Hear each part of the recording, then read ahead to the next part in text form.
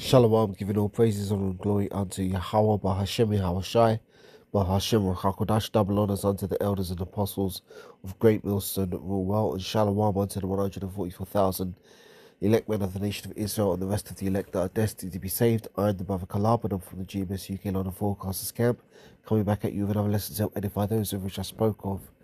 So I was just doing a little bit of research here, and I found out that Mexico is one of the countries that is looking to adopt this digital ID, not digital ID, digital central banking digital currency. They're trying to develop their Mexican peso, and I found that they put up their this video here explaining it to the people. But it's the same thing, you know. All roads lead to the MOTB. Essentially, that all these countries are going to do away with cash, and they're going to try and transition people into the central bank digital currency, which is a currency that the banks will be able to control. So, for example, they'll be able to do things like put expiry dates on your cash. Like, for example, you may work and get paid, let's say, get paid on the 20th of the month. You know, central bank digital currencies can be programmed to where, you know, they can have expiry dates. So, like, for example, they can say, well, if you don't use up your money by the 31st of the month, you'll lose it. You know, they'll be able to do things like that. And obviously, at the end of the day, it's not going to be a righteous setup. We know it's not going to be a righteous setup because nothing righteous comes from the wicked.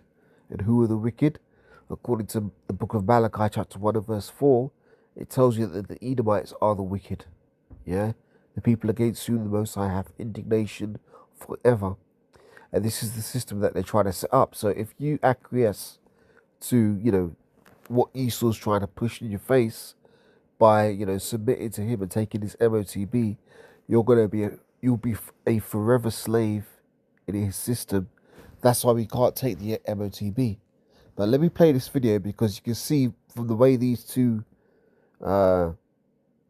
POSs, pieces of shit here, are trying to sell it to the people as if it's for their good.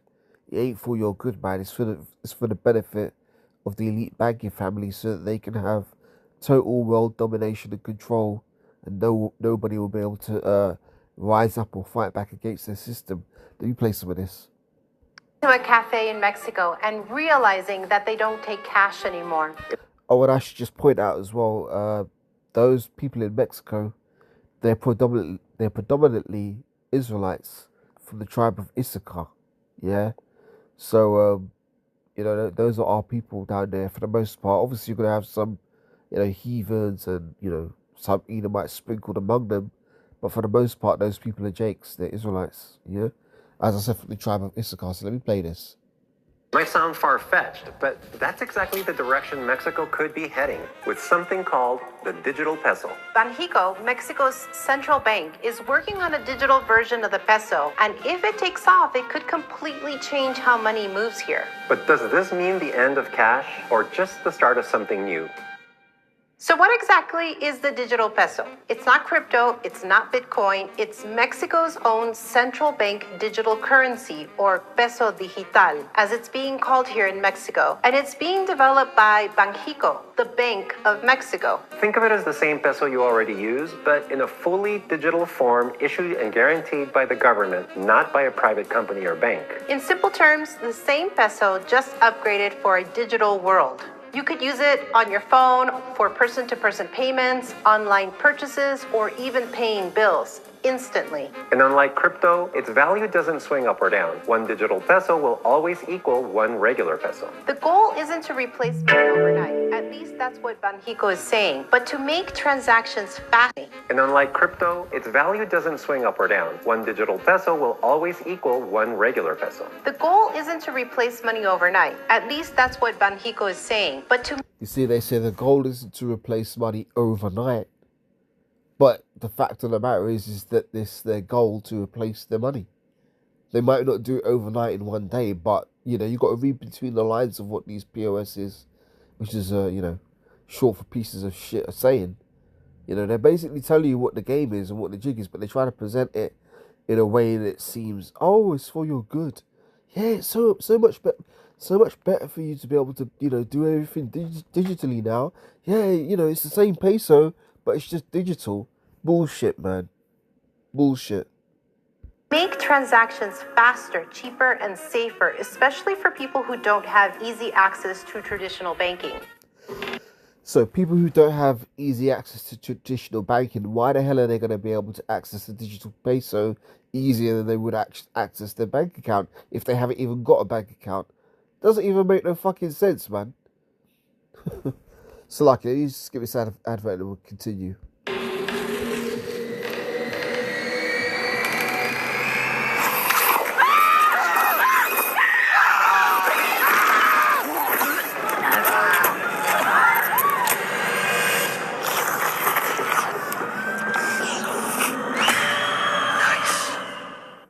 So yeah, if you have used finance to pay for any of your cars since 2007. So why is Mexico creating a digital peso in the first place? According to Banxico, the main goal is to make Mexico's financial system more modern and more inclusive, especially for people who don't have bank accounts. And that's a lot of people. Half of adults in Mexico still operate mostly in cash. According to Banxico, for them, a digital currency could mean access to electronic payments without needing a traditional bank.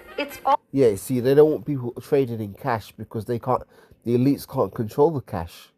You could go to work one day, at the end of the day, your boss could pay you cash in hand. Guess what? The elites can't control that.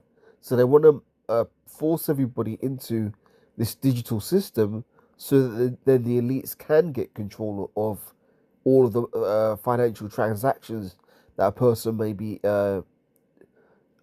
doing.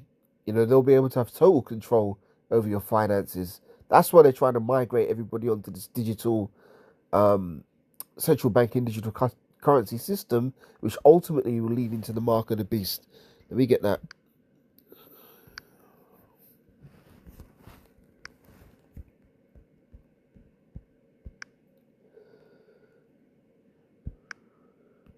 It's Book of Revelation, chapter 13, starting at verse 16, and it says, "And he causeth all, both small and great, rich and poor, free and bond, to receive a mark in their right hand or in their foreheads, and that no man might buy or sell, save he that had the mark, or the name of the beast, or the number of his name.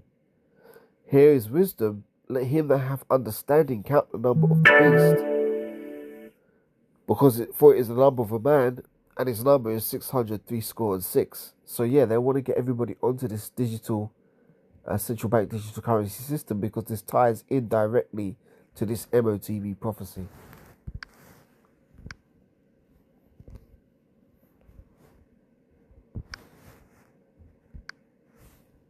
Also about speed and cost. Sending money within Mexico can still be slow or expensive, especially for small businesses or people living in rural areas. The digital peso could make transfers instant and nearly free.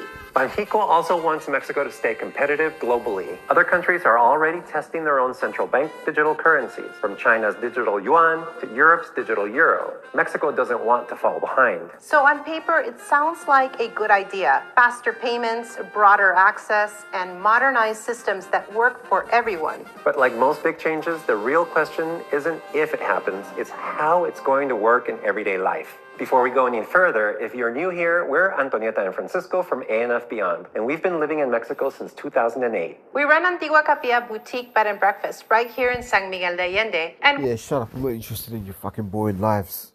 Let's get back to the scriptures. All right, that's enough on that, man. We've got the point. They're trying to push this digital currency all around the world, and Mexico is just falling in line with everybody else, right? This is Revelation 14, starting at verse 8. And there followed another angel saying, Babylon is fallen, that great city, because she made all nations drink of the wine of the wrath of her fornication. And the third angel followed them, saying with a loud voice, If any man worship the beast and his image, and receive his mark in his forehead or in his hand, the same shall drink of the wine of the wrath of the Most High, which is poured out without mixture into the cup of his indignation, and he shall be tormented with fire and brimstone in the presence of the holy angels and in the presence of the Lamb, and the smoke of their torment ascendeth up for ever and ever, and they have no rest day nor night, who worship the beast and his image, and whosoever receiveth the mark of his name. Here is the patience of the saints. Here are they that keep the commandments of the Most High, and the faith of Yahushua. So we've got to overcome this mark. We've got to overcome everything that Esau's trying to push to persuade us into adopting into this CBDC, central bank digital currency payment system, which ultimately leads to the MOTB.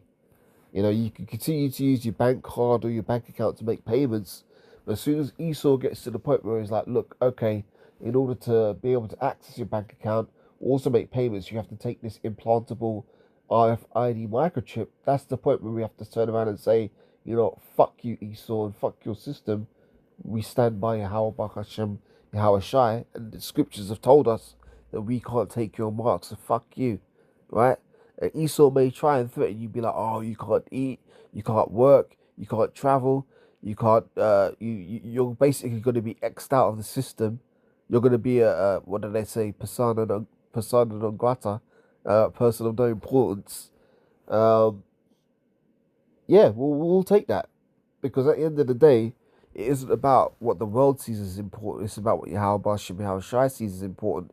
So at the end of the day, we've got to always side with the Lord rather than side with this system, and that's going to be the real testing point, or yeah, that's the final hour of temptation for all the world to try them, because the vast majority of the world are going to acquiesce to Esau and his system and take the mark. But guess what? They're going to suffer the same punishment as the wicked for taking it. You know, so at the end of the day, we've just got to stand strong on our faith, what we believe in, and what we've been preaching about for all this time.